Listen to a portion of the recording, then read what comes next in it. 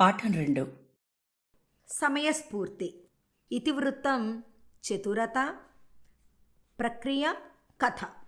చిత్రం చూడండి, ఆలోచించండి, మాట్లాడండి. క్రింది చిత్రంలో ఎవరున్నారు? వారు ఏమి చేస్తున్నారు? చిత్రంలో ఇంకా ఏమేమి కనిపిస్తున్నాయి? క్రింది చిత్రంలో వారు ఎవరో గుర్తుపట్టండి. పిల్లలకు సూచనలు. పాఠంలోని చిత్రాలను చూడండి, వాటి గురించి మాట్లాడండి. పాఠాన్ని చదవండి, అర్థం కాని పదాల క్రింద గీత గీయండి. గీత గీసిన పదాల అర్థాలను ఉపాధ్యాయులను అడిగి తెలుసుకోండి. ఇప్పుడు పాఠంలోకి వెళదాం. అక్బరు ఒకనాడు తన మేడ మీద పాన్పుపై వెల్లకిలా పడుకొని ఆకాశాన్ని చూస్తున్నాడు. ఆకాశంలోని నక్షత్రాలు మిణుకుమిణుకుమని మెరుస్తూ ఆయన హృదయాన్ని రంజింపచేశాయి. ఆకాశం నిండా చుక్కలు ఎంత అందంగా ఉన్నాయో కదా, మొత్తం మీద అన్నీ కలిపి ఎన్ని ఉంటాయో అన్న ఆలోచన కలిగింది.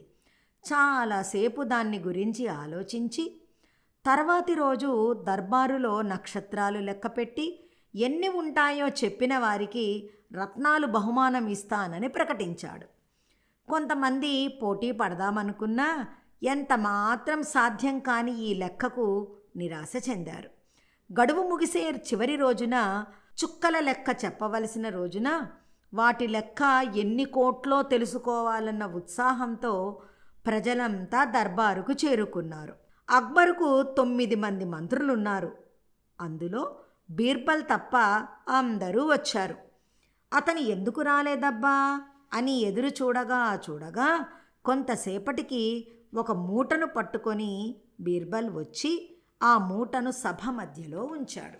ప్రభువులు క్షమించాలి, నక్షత్రాలు లెక్క పెట్టడం కొంచెం ఆలస్యమైంది అన్నాడు బీర్బల్.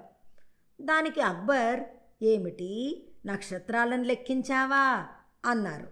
చిత్తం జహాపన, లెక్క ఇన్ని అని చెప్పడం కష్టం, మరియు అంకెల్లో గుర్తుంచుకోవటం సాధ్యం కాదని ఒక్కొక్క చుక్కకి ఒక్కొక్క ఆవగింజ వంతున లెక్క కట్టి ఆవాలన్నీ ఈ సంచిలో వేసి తెచ్చాను అని చెప్పాడు. దానికి అక్కడ ఉన్న అందరూ ఆశ్చర్యంగా చూడటం మొదలుపెట్టారు. కావాలంటే ఎవరి చేతనైనా ఆవాలు లెక్క పెట్టించండి, అవి ఎన్ని ఉంటే ఆకాశంలో నక్షత్రాలు అన్ని ఉన్నట్టు అని నవ్వుతూ చెప్పాడు బీర్బల్.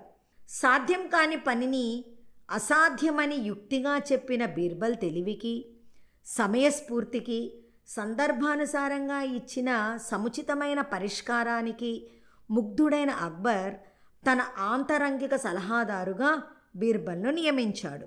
సభలో ఉన్న ప్రజలందరూ బీర్బల్ తెలివితేటలకి, సమయస్ఫూర్తికి హర్షధ్వానాలు చేశారు.